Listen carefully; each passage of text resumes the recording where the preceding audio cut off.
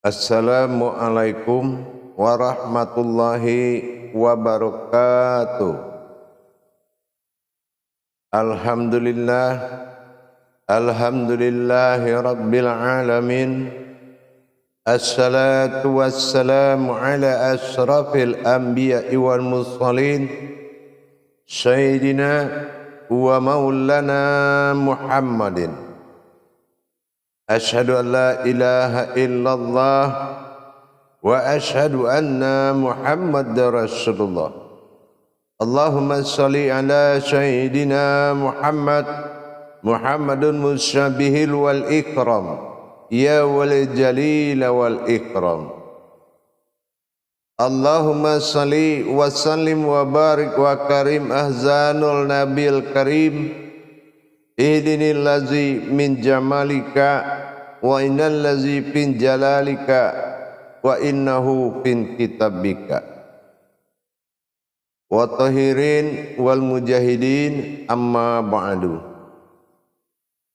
Bersyukur kita kepada Allah dengan mengucapkan alhamdulillahi rabbil alamin atas segala limpahan karunia rahmah dan hidayahnya, serta dengan izinnya juga kita dapat menjalankan amanahnya, beramal dan beribadah zahir batin dunia dan akhirat. Bersalam kita tidak akan pernah kita lupakan. Marilah sama-sama kita sampaikan, kita panjatkan kepada junjungan kita Nabi Allah, Nabiul Akhirul Zaman, Rasulullah Muhammad sallallahu alaihi wasallam. Atasnya kalimahnya kita kalamkan dengan membaca Allahumma sholli ala sayyidina Muhammad wa ala alihi sayyidina Muhammad. Jamaah yang dirahmati Allah, kaum muslimin dan muslimat dimanapun berada seiman, insyaallah rahimakumullah. Bertemu lagi dengan saya Guru Mursyid Syekh Nur Muhammad Buya Irwan Maulana Al-Khalidi dalam rangka meningkatkan iman dan takwa kita kepada Allah Subhanahu wa taala. Marilah kita sama-sama bertolabul ilmi, berbagi wawasan baik secara hakikat maupun secara ma'rifat.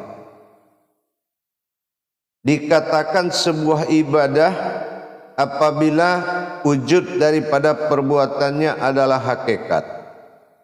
Berbicara kembali menuju mengingat Allah dalam satu ibadah dikatakan zikrullah, maka kita harus benar-benar memahami apa sebetulnya yang dikatakan mengingat Allah. Hadirin jamaah, para kaum muslimin dan muslimat rahimakumullah. Kalau kita ingat qudsi Allah mengatakan la antara zikrati ayyumatihin ala inatanna, tidak ada satupun umat yang mampu mengingatku melainkan diriku sendiri. Di mana letak daripada pemahaman kemampuan mengingat Allah? Kalaulah kemampuan ini disandarkan kepada akal, maka akan menimbulkan kebatilan. Atau mungkin disandarkan kepada iman, akan menimbulkan kemunafikan. Atau kembali disandarkan kepada ilmu, akan menuju kefasikan. Jadi bagaimana kita bisa mendapatkan wawasan tentang kalam mengingat Allah? Jamaah para hadirin yang dirahmati Allah rahimakumullah. Kalau dikatakan mengingat Allah, zikrullahi wa zikrul maut. Mengingat Allah itu harus mematikan diri atau mengosongkan diri. Kenapa? Dikosongkan dari akidah, akhlak, dikosongkan dari akal dan nafsu, melainkan daripada wujud batin ingat itu sendiri. Mana awal dikatakan mengingat Allah? Bagaimana cara kita mengingat Allah? Pakai apa Allah itu diingat? Kadang-kadang ada pemahaman yang belum benar-benar akurat, maka terjadi suatu perbuatan bahwasanya perbuatan daripada tasbih itu dianggap ibadah atau zikir. Sementara zikir itu memiliki daya arti bernama zik atau mengingat. Kalau dia mengingat sudah pasti berbeda dengan bertasbih. Mulut bertasbih, hati berzikir. Nah, jadi apa yang dikatakan zikir? Mengingat. Kalau umpamanya ingatan atau ilmu ingat ini kita sandarkan kepada sebuah pemahaman huruf, maka dia akan kembali berulang. Umpamanya kita dalam kodrat hu Allah, umpama aku Allah, hu Allah. Kalau ini tidak memahami kita bagaimana proses al-zik untuk menuju pernyataan ketuhanannya, keakuannya kepada ketuhanannya, ini juga akan menimbulkan satu salah pemahaman. Jadi apa yang sebetulnya mengingat Allah itu, kita akan pahami kembali dari mana dasarnya kita bisa mengingat kalau kita tidak bisa melihat. Terus, apakah kita harus melihat Allah? Bukan. Apa harus bertemu dengan Allah? Bukan. Tetapi yang dikatakan dengan ainul fikri na ainutil zikri, berpikirlah kamu dulu sebelum berzikir. Jangan buru-buru berzikir, karena zikir ini sangat tinggi makom kodratnya. Beda dengan kita melaksanakan zikir beribadah. Zikir ibadah itu adalah zikir sifat. Ada yang subhanallah, ada yang la ilaha illallah, Allah Allahu, Allah Allahu, dan macam sebagainya. Tapi yang dikatakan mengingat Allah bukanlah melalui perantara kata-kata atau ayat. Maka kita harus kembali mengkaji ulang mana kodrat dan sifat-sifat Allah pada diri kita sampai ke tingkat wujud dan maujudnya. Disinilah kita baru bisa memahami bahwasanya mengingat Allah itu setelah kita memahami kodratnya. Kenapa? Zikrullahi wa zikrul maut, mengingat Allah dengan mematikan sesuatu. Artinya tidak ada hayat lain melainkan hayat Allah semata.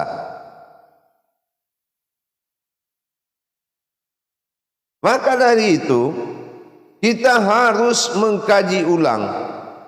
Kita kaji segala kodrat Allah yang wujud sampai kepada tingkat pemahaman maujudnya. Nah, kalau kita sudah ketemu maujudnya, kita tidak akan pernah lupa. Ya, kalau kita sudah kenal mana maujud daripada wujudnya Allah, maka kita harus menggali lagi ke dalam kodrat kajian tersebut, mendapatkan sesuatu wujud yang maujud. Setelah adanya pertemuan wujud, barulah ada pengingatan kepada sebuah maujud. Jadi yang dikatakan mengingat Allah itu adalah mengingat wujudnya Allah perantara maujudnya. Jadi bukan kita harus mengingat Allah dengan makom-makom ibadah. Zikrullah itu, mengingat Allah itu makomnya adalah ilmu. Tapi kalau zikir kita masih makomnya ibadah, bukan itu namanya zikrullah. Hadirin jamaah yang dirahmati Allah. Memang kalau kita dengar, mengingat Allah itu mudah, zikirlah. Tetapi kalau kita lari kepada sifat kenyataan, apa yang harus diingat? Pakai apa kita mengingatnya? Inilah yang dimaksud dengan kajian diri tadi. Jadi kalau mengenal Allah atau mengingat Allah, duluan mana mengingat daripada mengenal? Lebih dulu mengingat. Kenapa? Dia akan menyusul pengenalannya setelah kita diceritakan oleh seorang ulama, seorang guru tentang sebuah kejadian wujud. Kejadian wujud inilah yang membuat kita mengingat daripada kejadian tadi.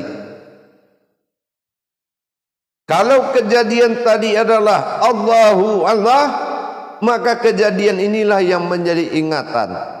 Bukan kita fokus kepada huruf yang diulang atau kata yang diulang, tapi fokuslah kepada perjalanan yang dikaji tersebut sehingga menjadi suatu ingatan. Inilah zikir. Kalau kita belum tahu sejarahnya, kodrat apa yang harus kita kaji? Tiba-tiba kita tidak tahu sejarahnya, hanya mengulang-ulang daripada kalamnya, itu bukan zikir. Nah, maka pekerjaan begitu itu dinamakan witir, karena dia sudah mengulang, baik dalilnya itu tersirat, baik dalilnya hakikat, tetap aja makomnya witir.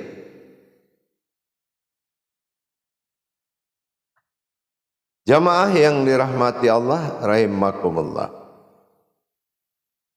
Mengingat Allah dengan kita mengenal lebih jauh. Kita mengenal potensi Allah dalam diri kita. Kita kenal wujudnya. Kita kenal mawujudnya. Kita kenal zatnya. Karena kita kenal sifatnya. Maka daripada itu, setelah kita mengenal dan memahami dalam pengenalan ma'rifatullahnya, maka berlakulah zikrullahnya. Di mana berlaku zikrullahnya? Zikrullah ada dalam makom pengenalan ma'rifatullah, ada dalam makom pengenalannya. Kita percontohkan dengan wujudnya Allah pada batin, wujud Muhammad pada rohani, nyata Adam pada jasad. Berarti untuk kita mengingat Allah sudah mendapatkan kodrat-kodratnya. Secara batin berkodrat pada nyawa, secara zatnya Allah berkodrat pada rohani, dan secara nurullah berkodrat pada nurani. Inilah makom jasad. Jadi dengan kita ingin mengingat potensi kodrat, apapun kodrat-kodrat yang akan kita tafakurkan dan kita ingat, terlebih dahulu kajilah wujudnya yang dulu. Wujudnya semata, wujud daripada yang akan dizikirkan. Kalau kita tidak mengenal wujud yang akan dizikirkan, lantas yang mau diingat itu apa? Jadi tidak mudah dikatakan dengan mengingat Allah, berzikir kepada Allah. Belum tentu, bisa jadi dia berzikir kepada zatnya, bisa juga pada sifatnya, bisa juga bertasbih, belum tentu juga berzikir, tapi semua dianggap berzikir. Ini sebuah kekeliruan besar, bahwasan tidak beda, tidak bisa umat itu membedakan mana yang bertasbih dan mana yang berzikir.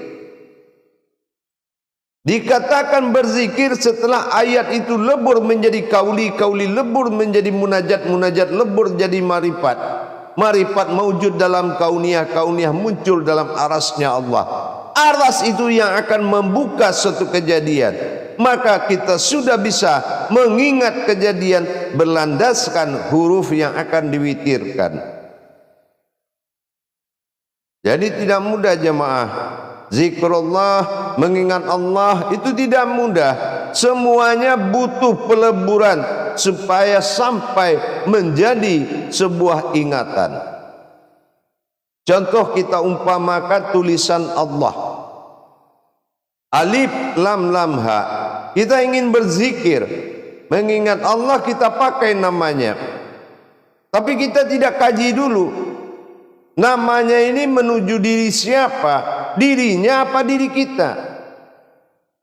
Husna. Aku, sinas manusia. Na adalah keakuan kepada manusia.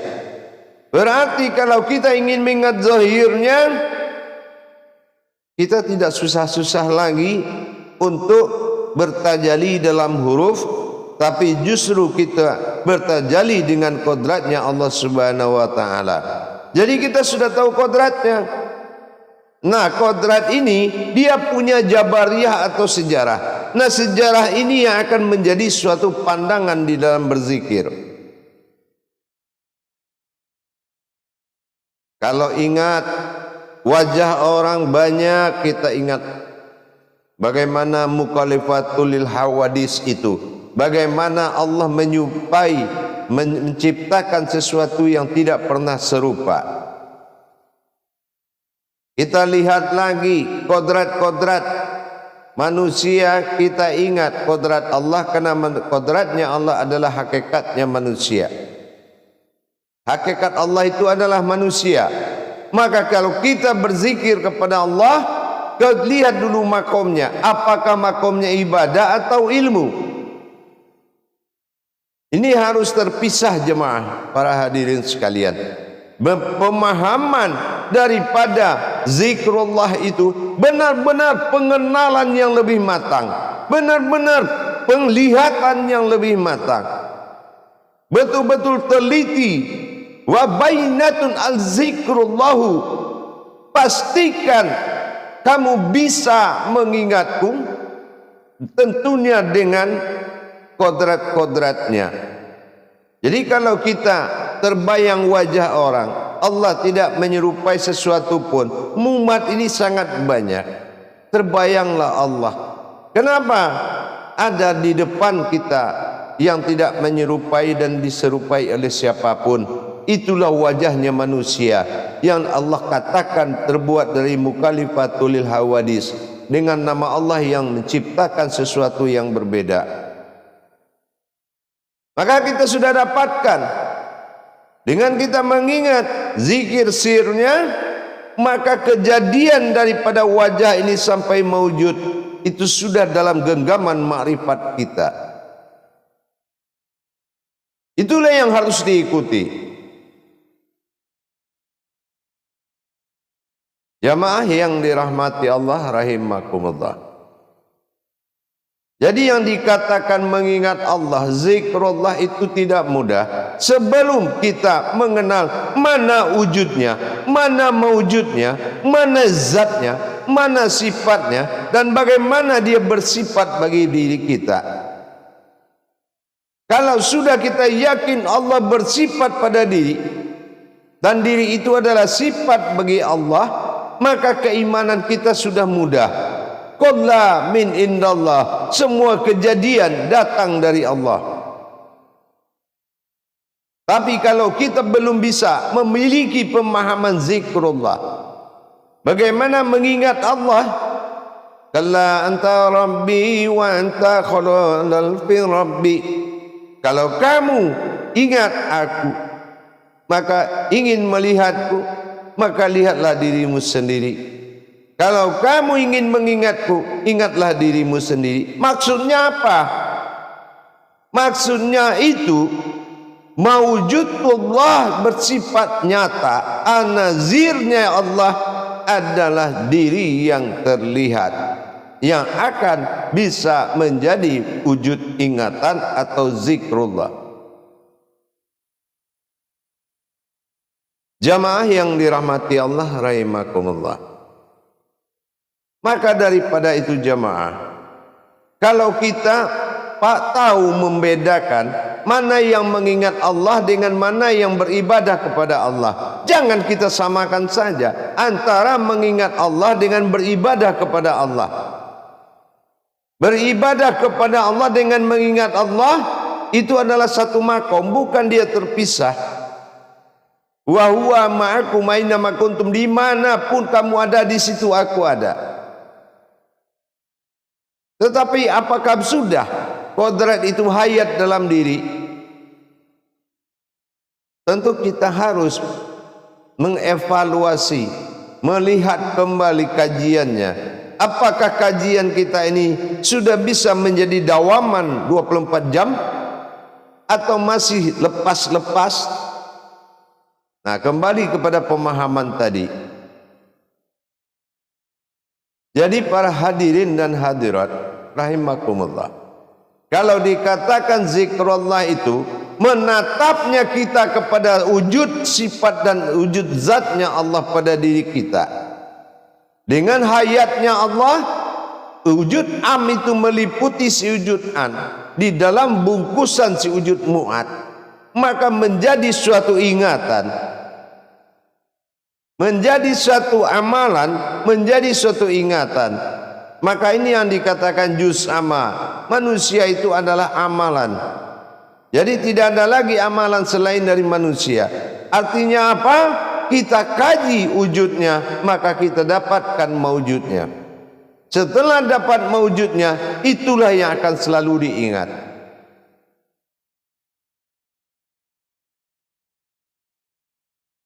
Alhamdulillah para jemaah sekalian, dengan kita meningkatkan iman dan takwa kita, bahwasanya mengulang-ulang ayat atau huruf itu hukumnya witir. Tapi untuk luput di dalam ketentuan dan kodrat Allah itu dinamakan dengan zikir. Inilah yang dikatakan fana dan kusuk. Fana tidak akan menjadi kusuk, kusuk tidak akan pernah menjadi fana, tapi dalam perbuatannya sama. Inilah yang dikatakan makom. Hadirin jamaah yang dirahmati Allah rahimakumullah. Insyaallah dengan kita tingkatkan iman dan takwa kita kepada Allah Subhanahu wa taala, kita tingkatkan kembali pemahamannya, kita tingkatkan kembali dari kajiannya, agar apa? Agar mudah dimengerti, bukan bertambah sulit tetapi semakin mengerti.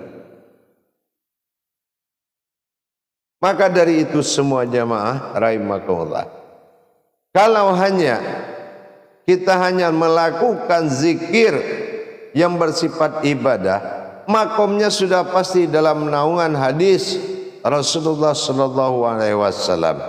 Tapi kalau kita sudah mengkaji wujud daripada sifat dan zatnya Allah dalam diri, maka ini akan menjadi suatu pandangan, landasan pandangan dari sekalian umat untuk bisa memahami dan mengikrarkan diri kepada Allah layaknya sewujud umat dan sewujud Tuhan.